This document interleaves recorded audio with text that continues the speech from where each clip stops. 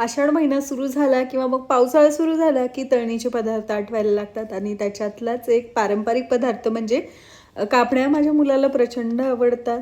तर याच्यामध्ये मी काही टिप्स सांगितलेले आहेत आणि एक सिक्रेट इन्ग्रेडियंट सांगितलेलं आहे, ज्याने आपल्या कापण्या आहे कितीही पातळ बनवल्या तरीही मस्त खुसखुशीतच होतात आणि महिनाभर ह्या कापण्या आहेत त्या टिकतात. तर सगळ्यात अगोदर आपल्याला एखाद्या कपाचं किंवा मग एखाद्या वाटीचं माप घ्यायचं. एक वाटीभर इथे मी बारीक चिरून गूळ घेतलेला आहे, किसूनसुद्धा घेऊ शकता. तर एक पातेलं घ्यायचं आहे. ज्या वाटीने आपण गूळ मोजून घेतलेला आहे त्याच वाटीने एक वाटी आपल्याला पाणी घ्यायचे आणि हे पाणी गरम करून घ्यायचे.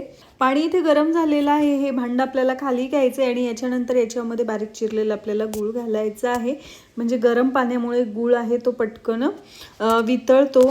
डायरेक्टली आपण गॅसवरच गूळ आहे तो वितळायला ठेवला तर कधी कधी तो जास्त वेळ गॅसवर राहतो आणि त्याचा पाक होण्याची शक्यता असते. त्याच्यामुळे सुद्धा कापण्या बऱ्याचदा कडक होतात. असं होऊ नये त्याच्यासाठी गरम पाण्यामध्ये आपल्याला गूळ वितळवून घ्यायचा आहे. त्याच्यानंतर पिठं घ्यायचे. तर ज्या वाटीने गूळ आणि पाणी मोजून घेतलं होतं त्याच वाटीने इथे आपल्याला 3 वाट्या बरोबर गव्हाचं पीठ घ्यायचं आहे. त्याच्यामध्येच आपल्याला अर्ध्या वाटीपेक्षा थोडंसं कमी इथे बेसन पीठ घ्यायचं आहे.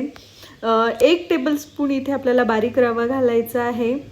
याच्यामुळे कापण्या आहेत त्या खुसखुशीत होण्यासाठी मदत होते. तर याच्यानंतर याच्यामध्ये आपल्याला चिमूटभर मीठ घालायचं आहे. प्रत्येक गोडाच्या पदार्थामध्ये थोडंसं मीठ घालावं. 1 चमचाभर मी इथे सुंठ आणि बडसोपची पावडर बनवून घेतलेली आहे ती टाकायची आहे. कोणाला सुंठ आवडत नसेल तर वेलचीची पूडसुद्धा याच्यामध्ये घालू शकता. आवडीनुसार तुम्हाला जे आवडतं ते तुम्ही इथे घालू शकता.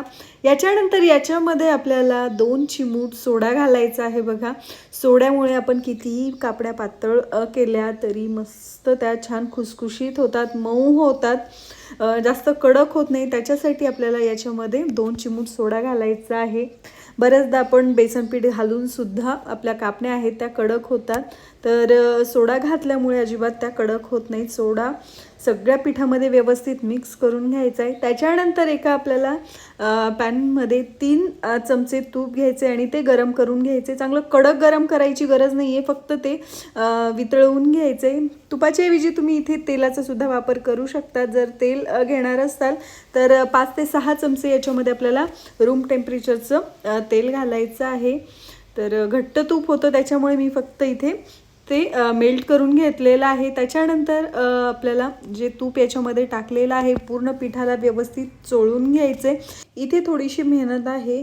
पूर्ण पिठाला हे जे आपण तूप टाकलेलं आहे ते व्यवस्थित चोळून घेतलं की कापण्या छान होतात. तर ही स्टेप आहे ती स्किप नाही करायची. पूर्णपणे व्यवस्थित चोळून घ्यायचे. पिठाचा याप्रमाणे एक गोळा तयार व्हायला हवा. मी 2-3 मिनटासाठी छान पिठाला तूप चोळून घेतलेलं आहे. बघा, मस्त याचा एक गोळा तयार होतोय. इथे मेहनत केली की मग पुढे आपल्या कापण्या आहेत त्या खराब होत नाही. जे आपण गुळाचं पाणी तयार करून घेतलेलं होतं तेही पूर्णपणे थंड झालेलं आहे. हलकंसं कोमट असेल तर काहीच हरकत नाही आहे. तर हे थोडं थोडं टाकून आपल्याला मळून घ्यायचं आहे. खूप जास्तही प्रमाणात घट्ट करण्याची गरज नाही आहे. आपण चपाती बनवण्यासाठी जशी कणिक मळतो त्याच्यापेक्षा हलकंसं घट्ट आपल्याला हे मळून घ्यायचं आहे. जे मी प्रमाण सांगितलेलं आहे त्याच्यामध्ये बरोबर मळल्या जातं. जर तुम्हाला थोडंसं जास्त घट्ट वाटत असेल तर 1-2 चमचे पाणी घालू शकता, पण गरज पडत नाही. त्याच्यानंतर पिठाचा आपल्याला एक गोळा घ्यायचा आहे आणि याप्रमाणे लाटून घ्यायचं आहे. तुम्ही पाहू शकता याची कन्सिस्टन्सी खूप असं घट्ट मी मळलेलं नाही आहे. या पद्धतीने जरी तुम्ही ठेवलं तरीही चालेल. तर याच्यावर आपल्याला खसखस टाकायची आहे. खसखस किंवा मग तुम्ही पांढरे तीळसुद्धा घालू शकता. हे टाकल्यानंतर परत लाटण्याने आपल्याला हलकंसं लाटून घ्यायचं आहे म्हणजे खसखस आहे ती व्यवस्थित आपल्या कापण्यांना चिटकेल. तर याच्यानंतर तुम्हाला ज्या साईजच्या ज्या शेपच्या कापण्या हव्यात त्या याप्रमाणे कट करून घ्यायच्या.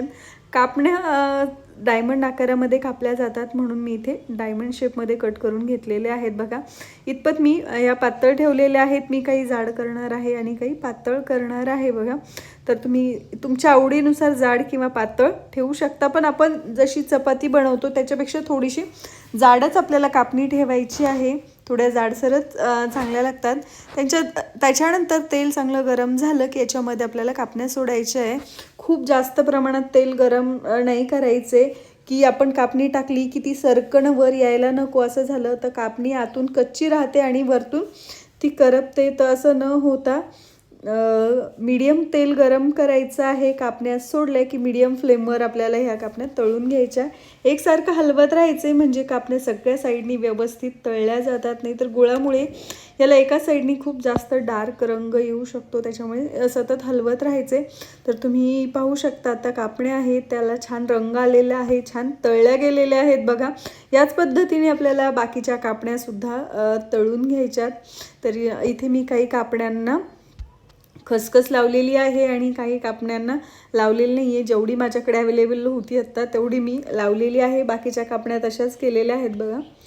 या पद्धतीने मी सगळ्या कापण्या तयार करून घेतलेल्या आहेत. अजिबात तेलकट झालेल्या नाही आहेत, मस्त खुसखुशीत झालेल्या आहेत. तर महिनाभराचा मस्त असा आपला खाऊ तयार झालेला आहे. तर तुम्हाला मी एक तोडून दाखवते. तर ही अजिबात तेलकट झालेली नाही आहे, तुम्ही माझ्या हाताला पाहू शकता. अजिबात तेल राहत नाही कापण्यांमध्ये आणि मस्त खुसखुशीत झालेली आहे. अजिबात कडक होत नाही, सहज तुटते आहे आणि खाताना सुद्धा कडक लागत नाही. खायला सुद्धा तेवढ्याच टेस्टी लागतात.